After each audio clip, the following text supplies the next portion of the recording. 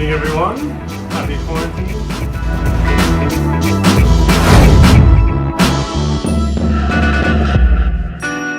Hello, everyone. Welcome to Get the Fork Out. This week, I'm very excited. We have a cool guy. His name is Jamie Taylor from the Greener Greens company, and he is going to go talk to us about vertical farming, but not just vertical farming, which on its own is interesting, but he's going to talk about how it pertains to yacht chefs and maybe actually getting us custom things grown for us. And we're going to kind of start there and see where we go. Hey, Jamie, welcome to Get the Fork Out. How you doing? Yeah, really happy to be here, Brennan. Thanks for the invite again. I know I've thanked you offline, but yeah, cool to meet you. We've been chatting offline, and I've been getting involved with watching as many of your previous episodes as possible. From wine suppliers based in originally on Thebes and other really cool chefs. So yeah, really cool to be part of this. Hey man, yeah, I'm happy to have you on. We have a mutual friend, Mikhail Swindles. So to those watching, that's how Jamie and I got introduced. And you're actually the first person that I've interviewed that I haven't met yet. So this is kind of new ground for me too. And yeah, Mikhail introduced us, and as soon as he kind of mentioned what you were doing, I was like, that's going to be great. Like, I think the community is going to want to hear about that. So tell us about, I guess, well, maybe just give us your background too. Like, tell us about what you did before this venture and then how you got into it. Yeah, I mean, it's kind of that first date scenario, right? We've not really got to know each other too well. So yeah, look, I mean, you mentioned Mikhail. He's probably a good place to start in terms of my story, really. I've always had a passion for cooking. It was somewhat bestowed upon me at a young age of about 16. I left secondary school, a little early, and similar to Mikhail, we both attended the same catering and hospitality course at a college in Bath in the UK. We both did that for a couple of years. He finished his kind of full course. I left. He went on working in kitchens. I think he went to a local restaurant in Bath called Chili's. I mean, he'll tell you his story on his video. Yeah, definitely. I went on a different path. So I joined the army, the British Army at 18. Infantry regiment. So I was in the Grenadier Guards. With the bearskin hats outside Buckingham Palace. Really? So yeah, so I was a Queen's Guard. I went to Afghanistan in 2007. 2007. Was in the army till about 2011. So yeah, did some pretty cool stuff there. That was quite a while ago. That you did. Those are podcasts on their own, just to talk about that. Yeah, I think me and Mikhail were still quite tight then, because he was based in London. I think he was at Devonshire Terrace. And I was based in Wellington Barracks in Victoria, just next to Buckingham Palace. So we'd kind of meet up and go to the gym together, when it would allow. So we always remained pretty tight, yeah. I went on to set up a video production company in Bath, did that for a little while. And I've kind of just moved in and out of different roles. Predominantly, I went into a bit of financial services type stuff for about 3 years. I was a currency broker, effectively offering like currency risk management for businesses with currency volumes of over certain thresholds, and so that was all quite cool. But also corporate and soul destroying at the same time. So it's I did that for a while, and just speaking with Mikhail and looking at the type of stuff he buys, the type of stuff he uses, and watching the development of his food and the refinement of, just the decoration side of things. I was really interested in thinking like, hey, what is that? What's going on that plate that makes it look so cool? And that kind of led me on to think, where's it from? How is it grown? How is it sourced? And then I kind of stumbled upon vertical farming back in 2019. And yeah, we've kind of been going for the past 12 months in sort of deep R&D. You can see one of the grow units behind. That's awesome. Yeah. Where are you? But, First, where are you in the world? So I'm in a place, city of Bristol in the UK. So it's All right. southwest of the UK, and I'm kind of collaborating with with a university in the region, the University of the West of England.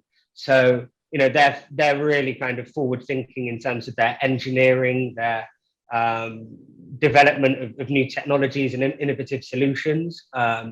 They've got a big push to be carbon neutral by 2025. And this is the most carbon neutral way to grow any produce, right? So there was natural alignment there. So we've got this is just a baby unit, a baby 4 meter squared unit stacked up. But we've got bigger space. I think I sent you some pictures offline and they look incredible. Yeah, man. Why don't you talk me through some of those pictures? Because I'm just gonna edit them in. Yeah, so we've got I think it's better if I explain what the system is and how it works, right? Because sure. I mentioned to you that we're using aeroponics, for example. Indoor units, they typically grow with hydroponics. Hydroponics is quite a common thing in the world, especially with indoor growing, and it's kind of the heritage of where indoor growing began. Hydroponics compared to aeroponics is a big difference, right? So what we use here, our unit, it produces a mist rather than a continuous cycle of water to deliver nutrients to the roots. It's basically, aeroponics is a method of growing plants without soil. So instead, the roots are suspended and they hang in the air and they get irrigated with nutrient-dense mist rather than the continuous flow of water, as hydroponics works. And the benefits are quite considerable, really, over hydroponics. So the roots, why it's better, they've got a greater access to oxygen, and that results in a healthier plant root stock, and it gives us significantly faster crop growth rates. So it means that we can really expedite that growth cycle by not through any ways of adding anything to the plant, like things to boost the growth cycle. It's just the fact that it's getting more oxygen and it's getting the nutrients delivered through a mist rather than the continuous flow of water allows that growth rate to be expedited. Interesting. So it's more efficient. It's a faster way to grow things. So yeah, that's one pro over hydroponics. Absolutely, yeah. And compared to hydroponics, it uses about 70% less water, and all of the water is fully recycled. So it uses about 95% less water than outdoor farming. Wow. But over hydroponics, it's about 70% less water. So we don't have any pesticides or harmful chemicals. There's no fertilizer runoff into waterways. And this system is super efficient. It recycles the water. So the nutrient mist comes from these atomizers. It fogs the roots. They hang through these like milk trays, and we use as a grow media. We use this recycled carpet. So that's recycled. We germinate the seeds in like an old milk tray. I've sent you some pictures, I think, with the roots all hanging through, right? Yeah. So the roots hang through. We take it out, we cut it, and they're good to go. So yeah, it's a pretty efficient system, and we've been big advocates of aeroponics since about 2019. So yeah, that's kind of the system, really. That's incredible. So with your work with the university, are they kind of with you in this? It's like, this is clearly the future. Hydroponics, of course, is still viable and still possibly what humans might need for the future, but it sounds like aeroponics is now next level up in terms of efficiency. How does it compare in terms of cost versus like hydroponics and soil? So it's a good question. I think it depends what we call cost. I'm a big advocate of having a green business, right? We're called Greener Greens for a reason. This unit, because it's really modern. The newest LED lights, for example, these LED lights use significantly less power to run than the older halogen lights and things like that. So the whole system, electricity wise, is super low cost to run. and the water is even cheaper because it's recycled. So we fill up the butt to run each kind of modular unit that gets recycled. The nutrients that we use just a tiny bit of ionic hydrogrow nutrients, which is kind of super low as well. It's all organic, right? There's no pesticides in it. The only other thing that goes into the water is the pH balance to get the perfect pH level that the plant needs. So the cost wise there is really low. Compared to hydroponics, I'm not sure. I guess you'd have a higher water bill because you'd be continuously using water because it's a continuous flow. But other than that, it would probably cost the same, right? But the cost environmentally, I think, is a really important thing. What these grow units are, they're modular. I've said that word a few times, right? What we've got like, if you imagine an old shipping container, a big ISO container, right? You convert one of them in the inside with 24 meters of this. So that's a 4-meter grow unit. It's 1 meter wide. So if you imagine we have 12 of them inside a big kind of ISO container, we can drop that anywhere in the world. And the benefit of this is, the benefit is the cost of carbon associated with food delivery, because if you're going to order your things like nasturtiums, your sorrel, your flowers, whatever micros it is you're getting in, you could be ordering it from America, from the Netherlands, and that cost for delivery is high on the planet, right? And it is. I think we're at a time in the world where everybody needs to give a shit about the planet, whether it's where you're getting your produce from or how it's grown. So we're just trying to kind of bring that to the market, but more importantly, focus on what you guys want, and then getting that to you with the shortest kind of travel time as possible.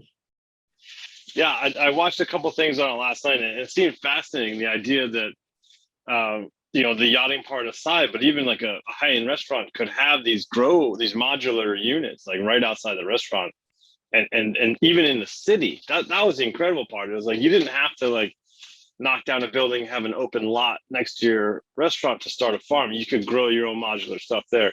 So I mean, maybe talk to us about how you're gonna get that into yachting, and what advantages do you see to people like me and people like Mikhail and other yacht chefs that are, like we're always on the run, but we do kind of always want certain things, and we're always moving.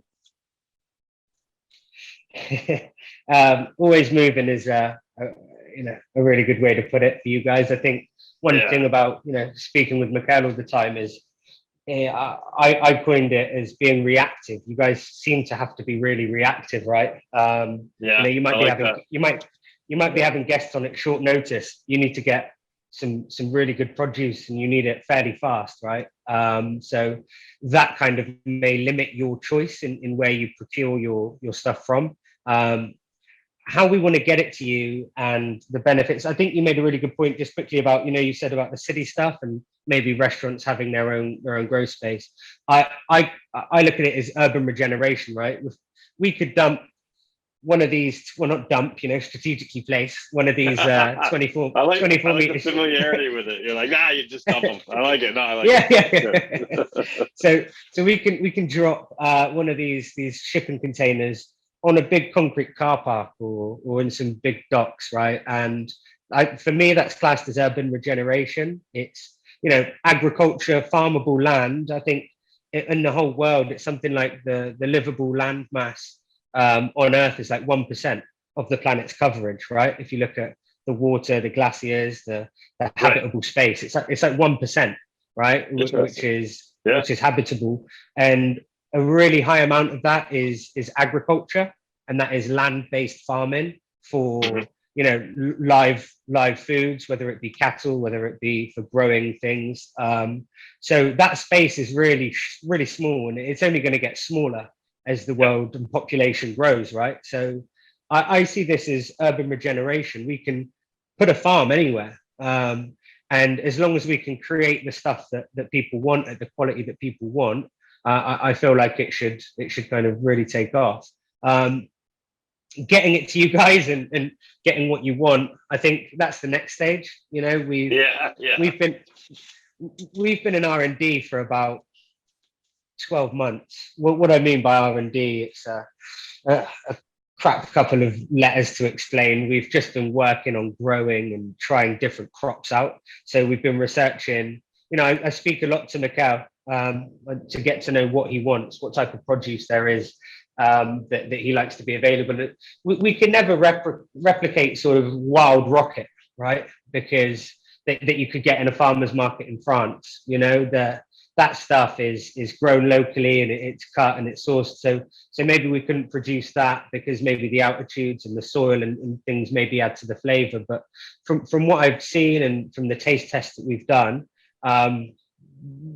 we see it as fairly the same. But what we want to do is enter the market and get some stuff out to you guys, you chefs, and get your feedback on how it tastes, how it sits on the plate, and how you'd like it to look. I think is a really important point. Because what we're doing, you know, being fairly new to your world, I'm fortunate enough to be working with a London-based company called Opus. They're a provisioning company for super yachts. They specialize in sort of high quality produce from a supply network that they've developed. It's two guys that would typically supply to 3 Michelin star restaurants. It's a guy called Matt Hewlett and a guy called Neil Snowball. They met at the Fat Duck restaurant in the UK, and Neil went on to be head chef at Petrus, which is a Gordon Ramsay, I think it's a 2-star, forgive me if it's not, in London. And Matt was head chef at the Ledbury. And you know, they've got really good connections, and they're going to help me get this stuff logistically out to the chefs that need it, which is great. So we're really fortunate there. But more importantly, I'm using them for the feedback on this produce, for the taste. That's incredible. And everything like that. Yeah. So we're geared up to make it for you guys and what you want. Yeah. I really like the idea. That's how we're going to do it. No, I'm just as excited to have you on now as before we even started talking, if not more so. Like I'm writing stuff down on my hand just because I want to ask you questions as you're talking. When you said urban regeneration, right in, like, I've always thought about if you made being environmentally conscious profitable, right? I mean, humans are motivated by basically fear or money. I don't want that to be the case, but that kind of is the case. That's how we go through our existence on this planet as it stands right now.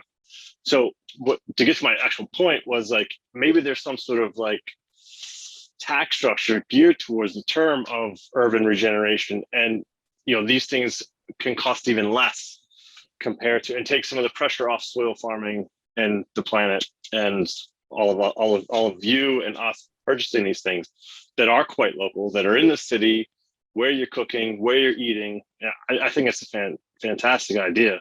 It takes, like you said, all that kind of carbon, just washes that carbon right off the stuff that you're eating, because it didn't come from Holland, it didn't come from Rungy Market in Paris, it didn't come from Miami. It's just from right there. And you talked about the rocket, and maybe it doesn't taste as good. It's like, we kind of just can't keep doing what we're doing. We have to make some sacrifices somewhere. Obviously, this stuff is going to taste good, but I don't know. I don't know what I just love the conversation and where this might lead humanity to. Not just what you're doing, which is incredible, but just the idea of it, I find fascinating. Yeah.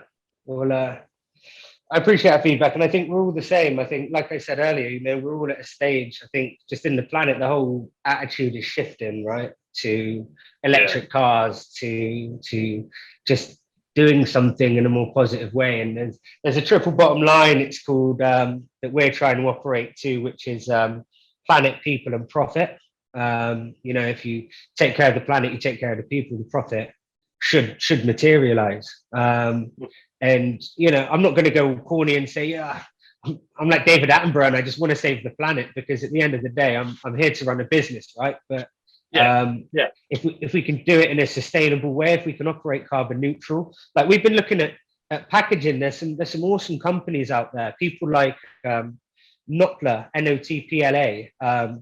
They're doing this crazy stuff with seaweed. So they've kind of ran a partnership with a food delivery service called Just Eat, where they've got like these food takeaway boxes, but instead of it being the cardboard being wrapped in plastic, it's wrapped in like a seaweed membrane that is 100% biodegradable. So Yeah. it's not this, you know, biodegradable packaging that actually still goes to a landfill and is not really recyclable. Like this stuff, you could just literally chuck it in the sea effectively. I mean, you know, we wouldn't promote that, No. but you know, I know what you mean. So- You just use it as an example. Like that's how safe it is. yeah. And we're kind of striving at every point to be more sustainable. Yeah. I was working on a business plan with a friend of mine. We didn't really go anywhere. That she kind of went a different direction completely, and I didn't want to do it on my own. And it was her idea. But for a while, I was doing research on single use. What's the next single use thing? Because it can't be plastic, and single use isn't going to go away ever. Obviously, it's sanitary, it's convenient. There's this cool company, I can't remember the name right now. I'll tell you when I remember it, but they make a lot of things, but one of just the shopping bags out of cassava, and you can literally dissolve it in water and drink it afterwards. There was also they were making you know, remember how computers used to come with these huge styrofoam blocks to protect it on the corners? They're growing that out of mushrooms in like 6 days. Like not only just stuff that just I seen yeah. How cool is that? Like, yeah, chuck it in the landfill. Yeah. It's going to make the landfill better. Chuck it anywhere, and it's going to add rather than take away or leach horrible shit into the soil. And I just think those concepts, like rather than, oh, don't use plastic, and of course, get rid of straws and bring your own or any of that shit. But what's the next single use that can actually make the earth better? I mean, because single use won't go away. I guess that's my point. Like rather than ditching single use, there's other resources out there for us. Hopefully, I hope you find one, because I would love that, because that's a great story to tell. When even if I'm a chef presenting to billionaires on a charter, it's like, yeah, this stuff comes like this, comes in this packaging. It's awesome. It comes in this seaweed packaging. You want to see the packaging? They'll be like, yeah. I bring it out. They'll see the name of your company. Sold, man. Yeah. Yeah. Well, it's our issue there has been the shelf life, because you know, like you said, you guys have to be so reactive. You get the stuff, chuck it in the fridge, and you need to go. So it's how do we have the packaging that has the shelf life to meet your needs if you're out, you know, for 7 days or longer, you know, because you need to keep it fresh and the packaging needs to last. So that's something that we're really focused on. Like what you mean, like growing it in the packaging? No, so just so I mean the delivery stuff for me is always just like when Mikhail sends me the photos of the packaging that he gets, you know, like a big crate, and that's in a box, and it's got the cool gel packs, and it's got the wrapped stuff, and all of that gets thrown away, and there's at the end of it like a little plastic pot that goes in the fridge, right? And it's, you know, it's that for me was kind of one of the things. But the other thing is how do we keep it tasting good? Because if you have to have something that stops it getting, you know, moist and wiltering in there, like the gel, is that going to take the flavor away? I mean, what's taking the flavor away from this stuff? Because I think it's in delivery. I think once if you taste it here when it grows, you know, if it's wasabi rocket, you know, it's strong, right? And but I think if it's the packaging, it's the delivery. So if we can be closer to the source of consumption in the first place, we remove some of that. But then when you store it, does the fridge kill it? You know, do the fans in the fridge kill it if it's in a certain type of wooden crate, or you know? I mean, there's some of the things that we're thinking about. I think that's on the chef, though. It's cool that you're thinking of that, but it's up to us to store it and keep it alive. Like microgreens don't last forever as they are. And there's a cool WhatsApp group that Mikhail's a part of too, and a bunch of other savages. It's such a cool group of chefs that know what they're talking about. And there's a back and forth between, like, when you get stuff, microgreens, do you wash them? Do you want them washed before you get it? And the back and forth, because it all pertains to shelf life. Like unwashed, for those that don't know, it lasts a lot longer.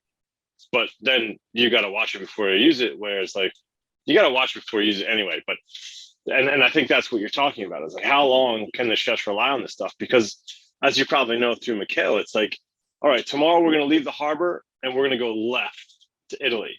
And then, oh shit, all right. And tomorrow we're going to leave the harbor and go right to Spain. Okay. Well, all my shit's going to Italy. And then you got, and I like how you use the word reactive. I think it's very accurate because you're always in the shit. It's always changing, man.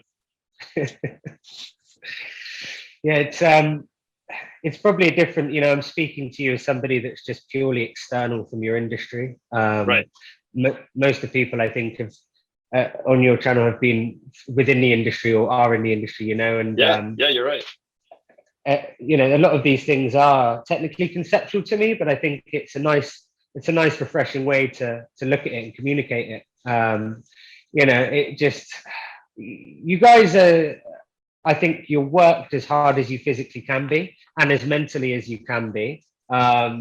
Mikhail's I've had a chat with him and he's like, yeah, I was supposed to have some stuff here, but now it's in Italy and I'm in here, or we're going to Turkey, or like, and I was like, what are you going to do? And he's like, well, I don't know, I'm just going to sort it out. And, it's like having the headaches of a kitchen, which I've only got a little bit of experience for, but that kitchen's moving and the whole world's moving around you as well, right? So it's like, how do we land on a moving target? That's the issue for me, looking at it from a logistics point of view. We spoke briefly, and I didn't want to get into it on the phone because it's just better if we do it now. But you linking up with, I think you mentioned Petrus or any of the other Opus, sorry, got my wines, both wines. It's the provisioning companies, like they're the ones that are going to get your product around. Like, I wouldn't even worry about it. I would just worry about like the product and the packaging, and then after that, they're your arteries to get the stuff to us, and their logistics. They're so good at it. Like, I've had a lot of conversations recently, either on the podcast or in person, where like we're fucked without provisioners. Our job, like you said, it's demanding, and just don't even try to be a yacht chef if you don't absolutely love solving problems, because that's your day is just a stack of problems. And the provisioners, without them, screwed. If I had to go shop for what I cook, if I had to physically go out and get it, like, what am I gonna do? I'm on an anchor. I have like a multi-month charter. Like, I can't leave the boat. Like, just so I can't. The reason I'm saying that is to stress to you how important they are to us, and they are logistics ninjas. It's amazing what they do. Yeah, worth every time. Okay. It's good. Like I said to you, I'm here to learn as much as I am to educate about what we do here. And I think you mentioned something earlier about creating something that is bespoke for you guys, right? And why this next stage of you could call it alpha testing if we're kind of speaking in software terms, but what I'm saying is, if I sent you, let's say, some pea tendrils, right, just something really generic, and you got a couple of boxes and they got to you and you're like, Jamie, look, these are crazy. They're all wispy. Yeah, they look shit on the plate. This would look good in a cafe with a side salad, but these don't work on my plate, right? So I'd say, okay, Brennan, what do you want? And you say, okay, around 5 centimeters. These are about 10 centimeters. Not that you'll have a ruler, but you know what I mean? You're like half the size. So what we can do, the germination time is the same, so turning the seeds into little sprouts. But the grow bed time, this is all automated with software. So through a software, I tell each grow bed what's growing in each rack, right? So I can say, we've got Brennan's pea tendrils here, but he wants them smaller. So we can change that grow bed time from 10 days to 5 days. So it only grows half the size. Yeah. So rather than 10 meters, around 5 centimeters. And I can rename that Brennan's pea tendrils. So every time you order through me, you can get the exact size that you want every time. Like, that's cool. And that's where we want to be. We want to be at a level where we have individuals, because everybody's got their own unique cooking style, right? I look at Mikhail, I look at your food, I look at my cousin's food, and it's all different, right? People have different styles, and we want to be able to facilitate that rather than you getting a big batch, because it's value optimization, right? If you get 100 grams of pea tendrils, I'm talking about these like they're super desirable, but if you get 100 grams of it and you only want to use 50 grams of it, that's just, what's the point? Like, great, we get some sales and we sell more weight, but I'd rather sell 2 different packages at half the weight and it be exactly what you want and need. So it's not saving you guys money, it's saving us the produce, it's saving the waste, saving our cost on seeds, it's saving everything, and that's where we want to be. I think that's an interesting, I love it. I love the idea. And as you were, you reminded me of the fact that what you said, like, we all have our different styles, but which is true, but we're also cooking for different people from different countries. So I guess I'm talking about charter boats where it's not private. You don't have the same nationality coming over and over again. I don't know why I focus on charter boats, just I guess because that's all I work on. But so if I have a Russian charter come up, I'm gonna want like the most banging dill you could ever imagine. Like things like that would be like ethnic to what I know these people are going to enjoy, and then I can tell a story about Jamie and about his grow farms, and I love it. Like I think that's, if you have guests that like that sort of thing, and you gotta judge the room. Sometimes they don't want to hear that shit, but if they do, they're like, what? You had this grown for us? Like, it's awesome. They're just, it's another level of service that we, you and I are giving to them that they probably don't even get at a 3 Michelin star. That's just kind of the personal touch that I think it goes a long way. And I'm into it, man. I think a lot of chefs would be. I think it's a really cool thing you're doing, both because you want to keep it green and because it's just a fantastic idea for chefs. Cool. Yeah. Thank you. Oh, no problem. No problem. So you were telling me about where your things are located, because you're in the UK now, but I think you were talking about having something near Cannes or Nice or somewhere closer to where the yachts are based at. Yeah, so we've got a few ideas for locations. You've got things like marinetraffic.com, the website where it shows you historical yacht movements, and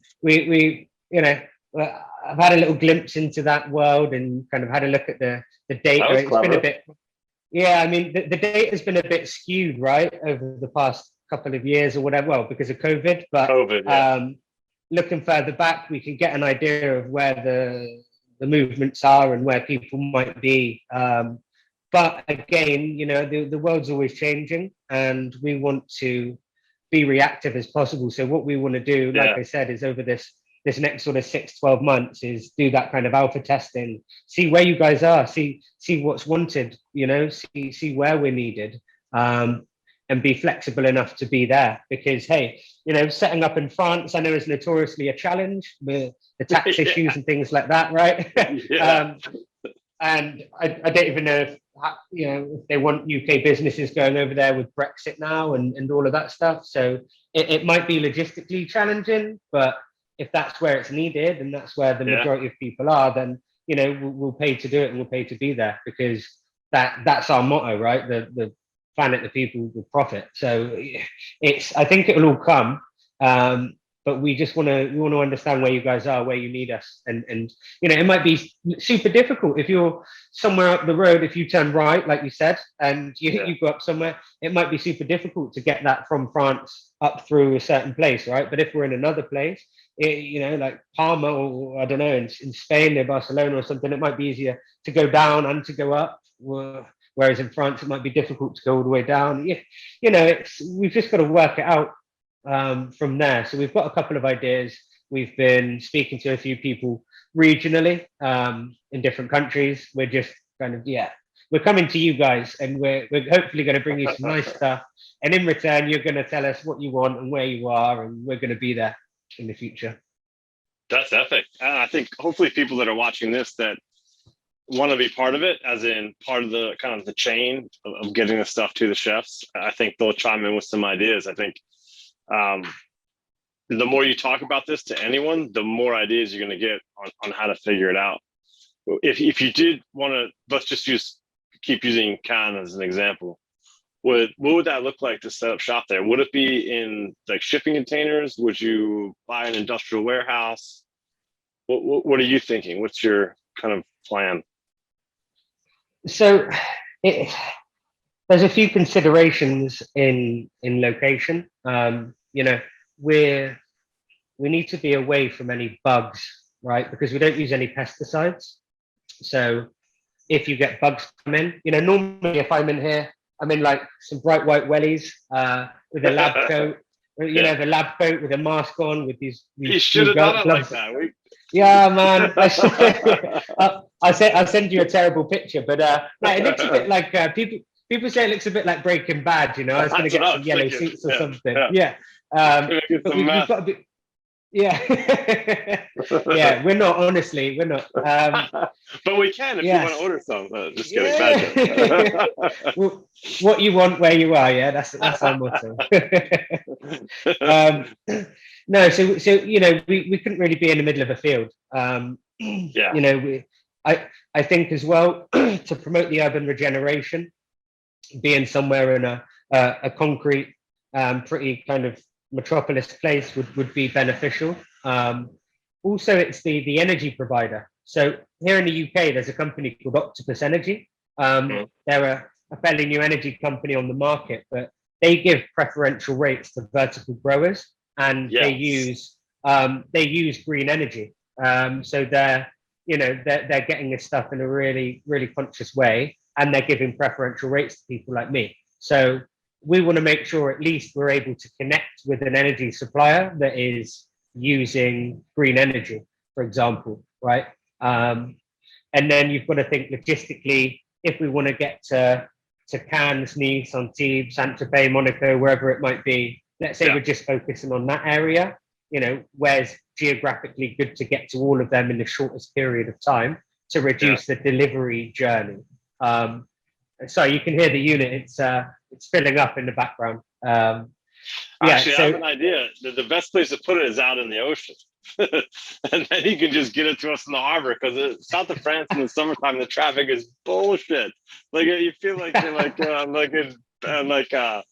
Mumbai or something. You're like, oh, you could get nothing done. And of course, the streets are medieval and about this wide, so you just can't do shit. But yeah, I would park it offshore and just have dinghies, helicopters, drone deliveries. Man, that's the future. Hey, maybe you should be. Maybe you should head up our logistics strategy. It sounds like you've got some cool ideas. Yeah, no problem. No problem. Yeah, I can fly a drone. That's the way. Cool. Yeah, awesome. Yeah. What's some of your? When do you want to start this thing? When do you want to kick this off? I know you said you want to get out to some chefs and see what we think, and I think that's a good idea. But when do you want to kind of, you know, put the pedal down and start, you know, unleash this business on the world and maybe start making a profit as well? You know, I mean, the coming months, really. Your world is very seasonal, right? So yeah, are we about to go over to St. Martin's or you know, what are we going to do and where are we going to be? That is your niche. Now that we're talking about that, I don't mean to interrupt you. I apologize, but like, no, please do. That is the issue. Like, so now there's two main sources in the Caribbean in the wintertime. One is Chef's Garden out of the US, which is great. And the other one is Holland, which just, the Dutch just do consistent shit year round. You can count on it. It lasts forever. It's awesome. And the reason, the connection with St. Martin is the Dutch half, right? One half is French, one half is Dutch. So you get KLM flights in every day, easy. But having something on St. Martin, that would be a different story. That would be a completely different story. Or even better, Antigua, because most of the boats were in Antigua after Hurricane Maria basically flat in St. Martin. I think they're still kind of picking up the pieces after that. But Antigua is kind of, I guess, what's turned into the bigger port. There's still shitloads of boats in St. Martin. Don't get me wrong, but Antigua is kind of where the boats hang out, even when guests are on board. That would be sick, man, if you could grow something there. Yeah, well, we can grow it anywhere in the world, right? Because we create our own environment.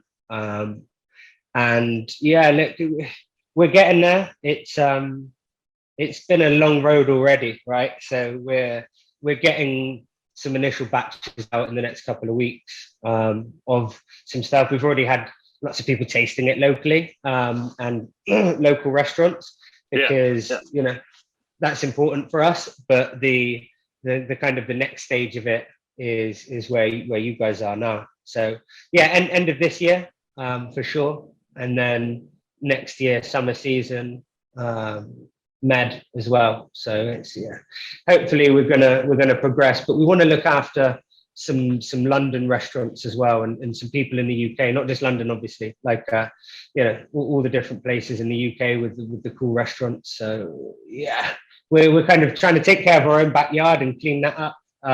Because I was chatting to a yacht chef sorry, not a yacht chef, a restaurant head chef in Bath the other day, and they order in from Holland, all their micros.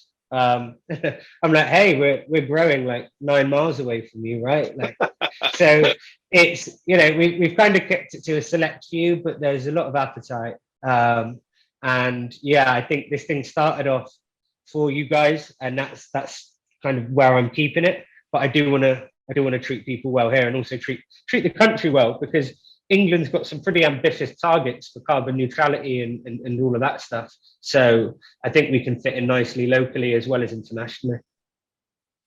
That's awesome, man. I love hearing statements like that. I've always dreamed of one day when being environmentally conscious would be profitable. It has to be in order for it to exist. No one's going to do it out of the goodness of their heart. They just won't. It's just, that's the reality of the human experiment thus far, is that it has to be done with money or fear involved. And I think that's so cool. Governments are actually taking the right steps finally to hopefully reverse some of the shit that the planet's going through. Bad, man. Yeah, it's bad. It's hard because, you know, I was watching, this is really off piece, but I was watching about, you know, cryptocurrencies are all the talk at the moment, right? And it's talking about just Bitcoin farming uses as much power as Argentina Holy shit. per year, right? That's electricity consumption. I heard that. That's why Elon Musk dropped out of it. He was taking Bitcoin payment for Tesla, and then he's like, "Holy shit! I had no idea how bad the farming was to it." Yeah, I did have a question for you. You know, oh, go ahead. No, shoot. I was kind of continuing on my tangent, which we could well and truly leave behind. All right, that's all good. I don't want you to give away any secrets, but like, if so, let's stick with St. Martin. If you were going to go there, would you use existing containers there? Can you ship your stuff? Would you buy stuff locally? Like, how difficult is the kit to find? I guess is what I'm just.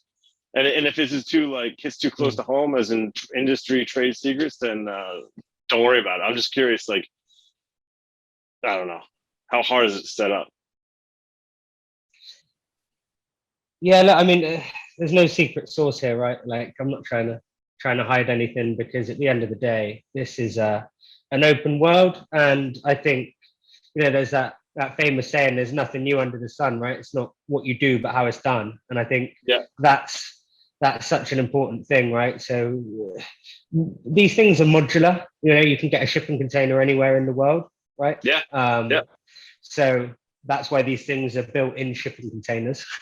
So there's kind of the answer to one of your questions. The important thing is it's who wants what and where are they? You know, and we're only going to know that by getting this stuff and trying it, getting it to you, and getting the feedback. So yeah, you know, we're here to grow that out as desired and as the feedback kind of points to.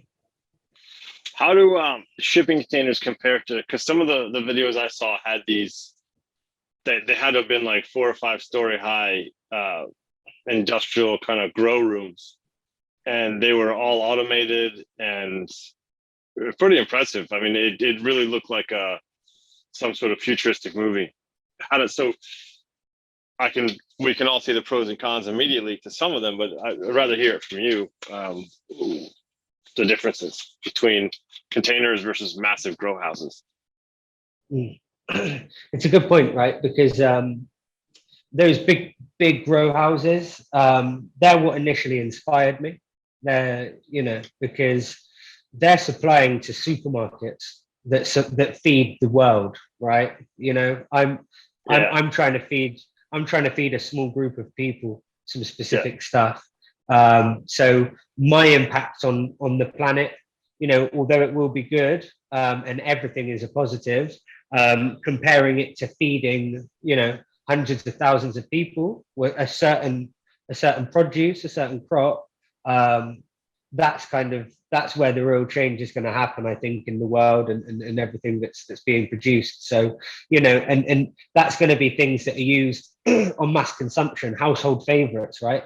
Your basil and your whatever it is that people use regularly in their food.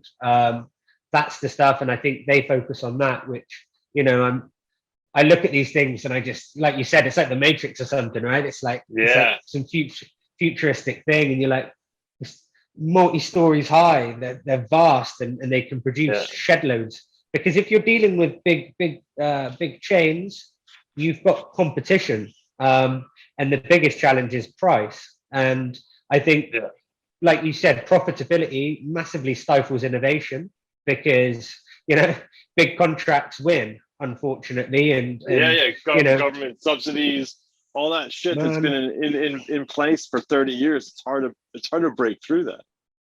Well, in my previous world, when I said I was working in sort of currency management, there was a few businesses I worked with, and I don't know, let's say they were turning over 20 million, and their finance directors would tell me that the majority of our contracts are just profitable, and our biggest contract is actually not profitable, but it's the scale that allows us to produce at mass that makes the rest of the stuff balance and allows us to kind of produce, right? So if you go to get a contract with a big supermarket, they're going to squeeze you for the right price, and somebody might come in because they've got a big contract with a big supermarket and say, we'll take it at a loss, or very minimum profitability. And I think that's been the big challenge. So that's why you see these giant units that have to produce so much so they can fill that gap, right? And be profitable while doing so. Otherwise, what would it be? A money pit, and that would eventually die, I think. So that's the difference, in my opinion. I'm gonna, because of this interview with you, which is I find fascinating, I'm gonna pay so much more attention to the vertical growing space, because even the stuff I watched last night was interesting, and the pros and cons of it, and just the idea of having massive, as you say, vast sources of food right next to the Waitrose, right next to the supermarket, could literally be right there. It could be their own brand, and there's, I don't know. Then add that to restaurants, add that to schools, add that to homes. It just it makes a lot of sense, and it seems like that it would naturally just take so much strain off the planet. Yeah, there's try something else. It's not working now. There's a real cool company in Berlin. I can't remember the name of it. They're one of these mass, giant places, but they've set up kind of things like this in supermarkets as well. So it's growing, and you can go in there and cut it yourself, which is awesome. And I think, one of the things that I didn't really go into, which is maybe a bit of secret sauce, but I think it's just awesome to talk about anyway, because I find it interesting, is like I'll talk about pea shoots again, right? Pea shoots. You can cut them and they can grow back sort of 4 or 5 times. Often on the second cycle, and the taste is a bit stronger as well. So because the plant gets more resilient, it gets stronger, it grows back stronger typically after you cut it. And that's got a maximum cycle. But you know, if you can take one seed and cut it 3 or 4 times, and the taste be as good, if not better, you know, where's the optimum state? Where can that be? And how can we push those boundaries to really maximize that, you know, evolution and the value out of one individual seed, right? Because then we're really talking about optimizing that thing. So yeah. Which is, I think that's I've never even would have thought about how sustainable that is. So many questions are going through my mind while I'm having this conversation, but just to be able to reuse the same plant over and over, the cost of replanting and regrowing that it is built into, I guess, the soil economy of farming as it is now. And I think we touched on it briefly, but not really. Like, what's food going to be without pesticides and herbicides? Like, how much better is that? How much less ass cancer is the world going to get? You know, like without these huge, like, you know, lobbyist buyouts. Like, oh yeah, here you go, Senator so and so, make that shit go away, because that's definitely true. We sell ass cancer for $5 and we don't give a shit, and now neither do you. You know, like, sorry to be a little conspiracy theorist, but it's just pretty bad, man. And so the idea of, I mean, the only thing that can get manipulated is the seed and whatever you're atomizing the water with, but you know, that could get nefarious at some point. Like, that's the thing. It's always a slippery slope. And this isn't you, or it's just humanity. Is after a while, cut costs, and maximize profit, unlimited growth, and shit gets corrupted, man. It's so annoying. Well, it's interesting. You mentioned earlier about, you know, you always have to wash your salads, right? Is that, what are you washing off? Right. You know, because there's no soil, there's no pesticides, there's no above environment that isn't controlled. So we're in a completely secure space. You know, we've got fridge locks on the doors. You know, we've got strip curtains to separate it just in here because this is R&D, right? But at the bigger grow units, it's all kind of vacuum locked. So there's no environment on the top. It's just underneath where the seeds hang, where the roots hang, that are getting misted. You know, when we harvest, we're fully sanitized. We're obviously food and hygiene certificated. We cut this stuff, we box it, and then it's sealed. So there's no contact with anything technically. You know, you want to wash it as good practice. I get that, right? But you said if you don't, or you do, whichever lasts longer, right? If we can get it and we know exactly where it's come from, maybe it eliminates the needing to wash it. Again, getting super environmental, that's saving some water, but maybe it's making your stuff last longer. Maybe it's keeping the taste. I don't know. This is where we're at. This is where we're at. And these are all things that need to be explored. I mean, the idea of not washing something to me is absurd, but then I'm like, well, what if that's just habitual? What if that's just pre-programmed in me?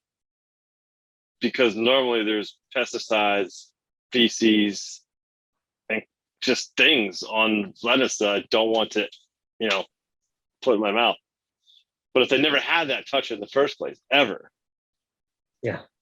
It's awesome. I'm in, man. Yeah. I'm in. Sounds good to me. Yeah. Yeah, I don't want to douse shit in water if I don't have to. It never helps. Yeah. Yeah. So, I mean, that's where we're exploring that, because, you know, like you said, it's preconditioned, man. Like, it's, you know, just imagine if you walked around in gloves all day and then you took them off and started cooking food, you'd still wash your hands, right? But it's, you know, like, where's the line, and how can we prove that? And, you know, that's kind of something on our side. But yeah, interesting topics for sure. I just, like I said, I'm going to be paying attention to this space, as they say. Because I think the evolution of this is going to be amazing to watch, especially as a chef. And I've been cooking food for almost 30 years. Like, and I have my own timeline in my head of the evolution of food, horticulture, fine dining, and chuck this on at the end, I think it's pretty cool. I'm definitely going to keep paying attention to this. Yeah. Awesome. So I was just muting my headphones then because it's doing a cycle. It cycles the water out, so it changes it. It drains it back down, recycles it, flushes it back up. So it does a water change periodically. So there's no sitting water. That's awesome. That's what the noise is. That's awesome.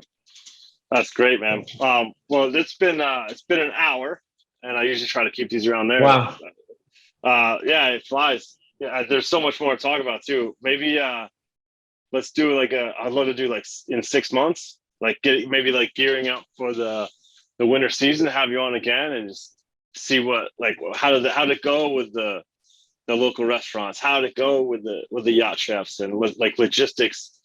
What provisioners have you paired off with and things like that. I'm in, man. Thanks for coming on. I really appreciate it. It's awesome. No worries. And look, thanks for giving me the opportunity as well. You know, I'm conscious that you all work with a lot of different people, and there's a lot of people that are really deserving of this time. I'm glad you've given me the opportunity to talk about this, and hopefully through this I can meet some larger network that can involve themselves in this next stage of testing. I'll provide my details if anybody wants to contact me directly. And we'll kind of look for that next step. I look forward to coming back. Yeah, me too. I'm excited for you. I love the there's levels of this that I'm excited about. There's many different levels that are just like the environment, just good for me to have cool shit that I want on board when I have guests on board. A whole new system of farming for humanity, perhaps, that now I know someone that's in it and I can have a vested interest in it other than my career. But awesome stuff, man. Thanks for coming on, Jamie. I appreciate it. Hey, no worries. Good to chat with you, man. All right, we'll see you next time. Definitely come back on Get the Fork Out. We'll see you in a few months, buddy.